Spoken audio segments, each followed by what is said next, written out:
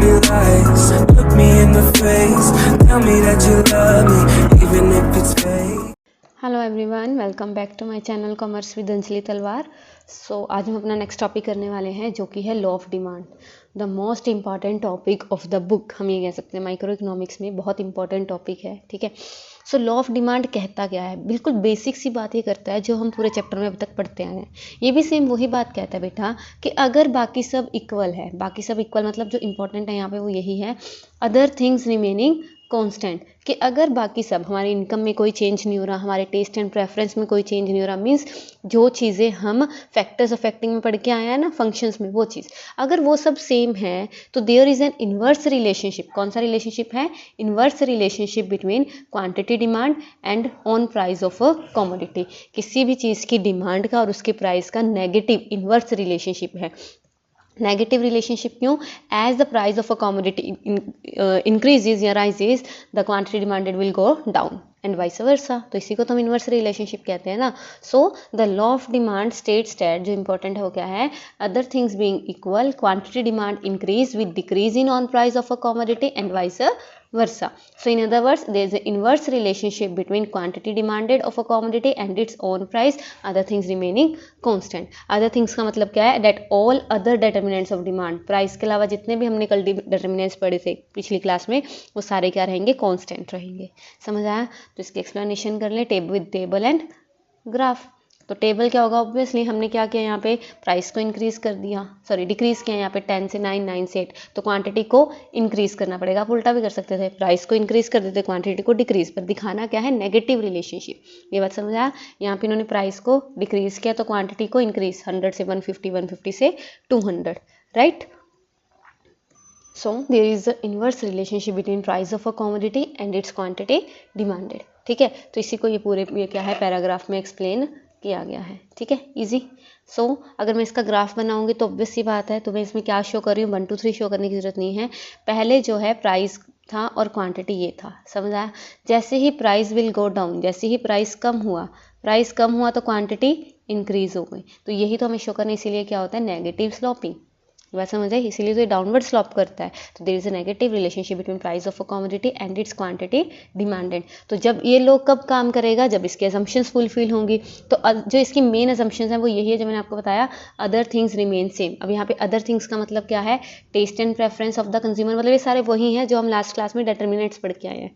Income of the buyer, prices of related goods. अच्छा, related goods कौन कौन से थे?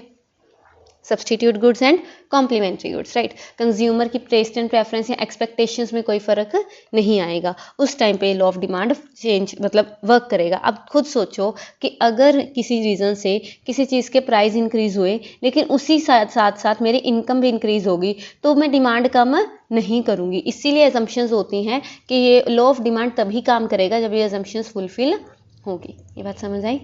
सो इसका रीजन क्या है? Why there is a negative relationship between price of a commodity and its quantity demanded? तो रीजन बेसिकली यही है, देखो। सो रीज़न क्या है main? Why more of a good is purchase when its price fall, या फिर ये downward क्यों होता है? इन्वर्स रिलेशनशिप क्यों है? तो सबसे पहले law of diminishing marginal utility. मैंने आपको बताया था बच्चे कि ये जो लॉ है ये आगे आने वाले सारे चैप्टर्स में आपका काम करेगा। So law of diminishing marginal utility states that as the consumption of a commodity increases, जैसे ही मैं एक चीज़ की जो कंजप्शन है वो कंटिन्यूसली करती जाऊंगी, उस चीज़ से मिलने वाली जो एडिशनल यूटिलिटी है, मार्जिनल यूटिलिटी है, वो क्या होगी? डिक्रीज होगी, एक टाइम पे आके जीरो और नेगेटिव भी हो जाएगी। मैंने आपको वो रोटी वाला एग्जाम्पल दिया था, है ना। तो ऐसे ही जब कोई पर्सन एडिशनल यूनिट परचेज करेगा तो उसको पाने की जो उसकी विलिंगनेस है, वो सोचेगा मैं इसको कम प्राइस पे लेना चाहता हूँ, तो वो चीज़ आ जाएगी, राइट। समझ आया? कर लोगे इसको, ठीक है। So next one is income effect. Income effect का मतलब क्या है? देखो, इफेक्ट ऑन क्वांटिटी डिमांडेड, जब रियल इनकम का मतलब क्या है? खुद सोचो कि मेरी इनकम है 100, फॉर अ कमोडिटी में 100 रुपया बचा रही हूँ। ये बात समझ आई? एक कमोडिटी के लिए मेरे पास 100 रुपया बच रहा है, उसमें मैंने नॉर्मली उसका प्राइस था 10 रुपये, तो मैं क्वांटिटी कितनी परचेज कर पा रही हूँ 100 रुपये के अकॉर्डिंग? 10। ये बात तो समझ रहे हो? मेरे पास 100 रुपये थे और उस चीज़ का प्राइस 10 रुपये है, तो 100 रुपये से मैं 10 चीज़ वाली 10 चीज़ें ले सकती हूँ। ये बात समझ आई? ठीक है। लेकिन अब उसका प्राइस बढ़ के हो गया 20। प्राइस क्या हो गया बेटा? 20। तो मुझे क्वांटिटी, मेरे पास पैसे तो 100 ही है, तो मुझे अब क्वांटिटी कम करके 5 लेनी पड़ेंगी यूनिट्स की, नहीं? ये बात समझ आई। तो देखो इसमें क्या पता लगा, इसमें ये पता लगा कि जैसे ही प्राइस किसी चीज़ का इंक्रीज हुआ क्वांटिटी डिमांडेड डिक्रीज हो गई। ये बात समझ आई, क्योंकि हमारी जो इनकम है वो तो चेंज नहीं हो रही, इनकम तो उतनी है, तो उस चीज़ का जब प्राइस बढ़ जाएगा तो मुझे उसकी क्वांटिटी कम करनी पड़ेगी, क्योंकि उससे मेरी रियल इनकम तो नहीं चेंज हो रही ना, तो वो चीज़ आ जाएगा। समझ आया। सो इनकम इफेक्ट का मतलब क्या है, effect on quantity demanded when real income of the buyer changes owing to change in price of the commodity. अगर प्राइस फॉल होगा तो लोगों की रियल इनकम बढ़ जाएगी और वो ज़्यादा, अब इसका प्राइस फॉल हो जाता, अब प्राइस 5 रह जाता तो वह 20 यूनिट ले सकती थी, फिर बढ़ जाती कि नहीं, इसीलिए। समझ आया। नेक्स्ट है सब्सटीट्यूशन इफेक्ट। नेक्स्ट क्या है, सब्सटीट्यूशन इफेक्ट। सब्सटीट्यूशन कौन से गुड्स होते हैं, substitute goods are those goods which can be used for one another. यही था ना, सब्सटीट्यूट फॉर वन अनदर। ठीक है, तो अब मुझे एक बात बताओ कि अगर मैं बताती हूँ कि टी के प्राइसेस कम हो गए, टी के प्राइसेस कम हो गए, तो जो कॉफ़ी के जो बायर हैं या कॉफ़ी की जो डिमांड करते हैं वो टी की तरफ शिफ्ट हो जाएंगे कि नहीं। तो ऑब्वियस सी बात है, कॉफ़ी के जो बायर है वो भी शिफ्ट हो गए, तो इसकी जो डिमांड है वो बढ़ गई।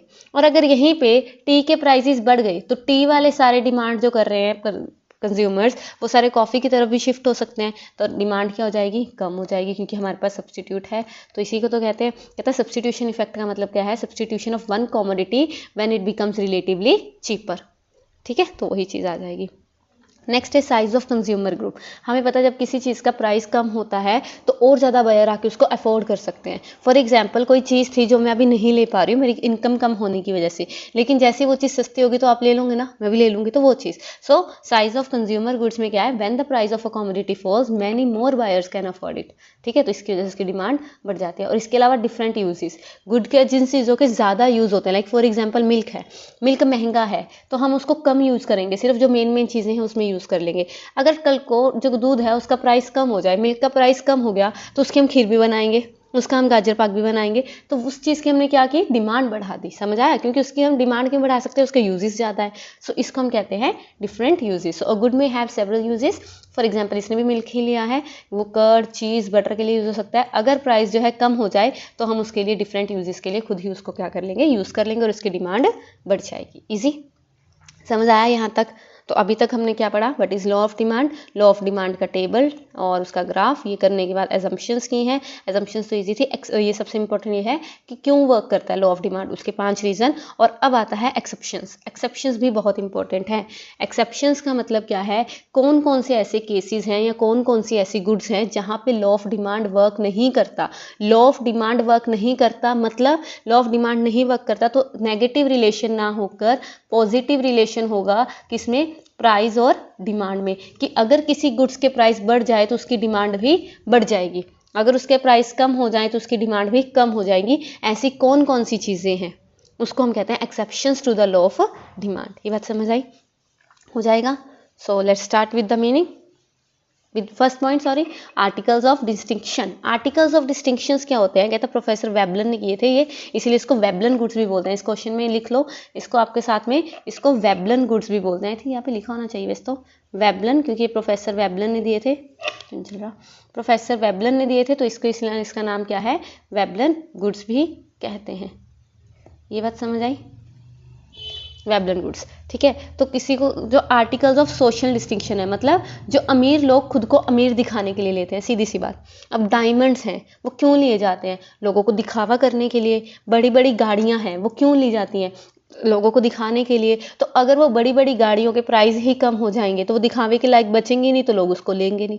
समझ आया। तो वो चीज़ें, जो चीज़ें बिकते ही अपने प्राइसेस ज़्यादा होने की वजह से है, ठीक है, अगर उनके प्राइसेस कम हो जाएंगे तो लोग उसकी डिमांड नहीं करेंगे। ये बात समझ आई, ठीक है। सो इसमें क्या आएगा बेटा, क्या था, certain goods or articles of social distinction, this goods are demanded only because their prices are very high. आ गया ना वही पॉइंट, क्योंकि उसके प्राइजेस क्या है, हाई है, इसीलिए तो उसकी डिमांड है। अगर उसके प्राइस कम हो जाते हैं, they will no longer be considered as article of distinction, and उसकी जो डिमांड है वो क्या हो जाएगी, कम हो जाएगी। ये बात समझ आई। सो ये गुड्स जो है लॉ ऑफ डिमांड पे वर्क नहीं करते। लाइक प्रीशियस डायमंड्स, वही चीज़ आ गई, प्रीशियस डायमंड्स हो गई, विंटेज कार्स हो गई, ये सारे क्या है इसके एग्जाम्पल्स हैं, राइट।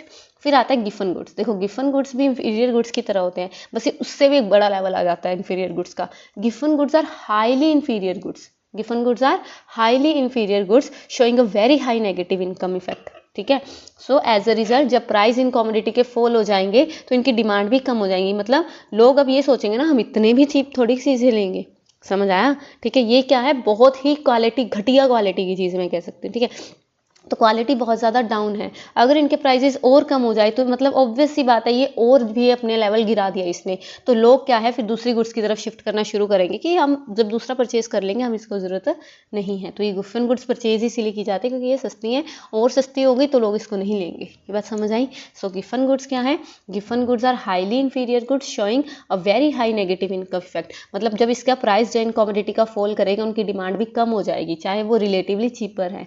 सो इसको गिफन पैराडॉक्स भी बोलते हैं। ये इंपॉर्टेंट है गिफन गुड्स को, इसी पूरे लो को एक तरह का, मतलब जो ये बन गया ना पूरी लाइन कि नेगेटिव इनकम इफेक्ट है, वो ज़्यादा हाईली नेगेटिव इनकम इफेक्ट है, लो ऑफ डिमांड को भी काम नहीं करता। तो ये किस में आएगा बच्चे? ये आएगा गिफन पैराडॉक्स में। इजी ना? ठीक है। फिर आता है इरेशनल जजमेंट। ये तो बहुत सिंपल है अपने जैसे लोगों के लिए।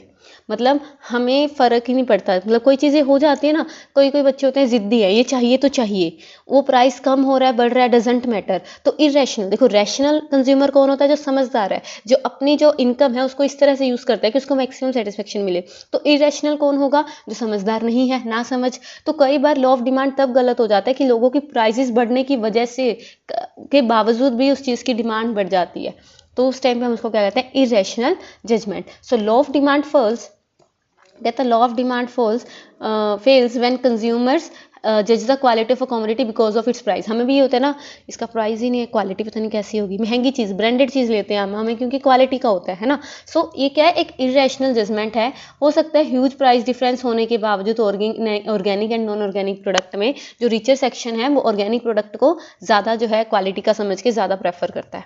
सो इनकी जो है क्वान्टिटी डिमांडेड इंक्रीज होती है चाहे इनके प्राइजेज ज़्यादा है। ये बात समझ आई? इजी है ना बहुत? चलो, so moving to the next. ये लास्ट है आई थिंक आपका, ठीक है, आज की क्लास का। सो कहता demand curve slopes downward even when law of demand fails. तो मुझे एक बात बताओ, जब लॉ ऑफ डिमांड वर्क कर रहा था तो डिमांड जो है नेगेटिव स्लोप था, तो जब लॉ ऑफ डिमांड वर्क नहीं करेगा तो पॉजिटिव रिलेशन शो कर रहा है, तो अपवर्ड स्लोप होगा कि नहीं होगा? तो मतलब प्राइस के बढ़ने से क्वांटिटी भी बढ़ रही है, तो इसने पॉजिटिव स्लोप दिखा दिया। राइट? इजी, ये तो बहुत इजी था, कुछ भी नहीं था इसमें। चलिए, आज का आपका टॉपिक कंप्लीट होता है। इसको कीजिए लॉ ऑफ डिमांड को अच्छे से, लॉ ऑफ डिमांड के असम्पशंस, एक्सेप्शंस, इसका डायग्राम, ये बहुत अच्छे से करना है, ठीक है। Why law of demand works, वो चीज़ें, तो इसको ढंग से कीजिए। मिलते हैं नेक्स्ट क्लास में। Thank you so much. Tell me pretty lies, look me in the face, tell me that you love me, even if it's fake.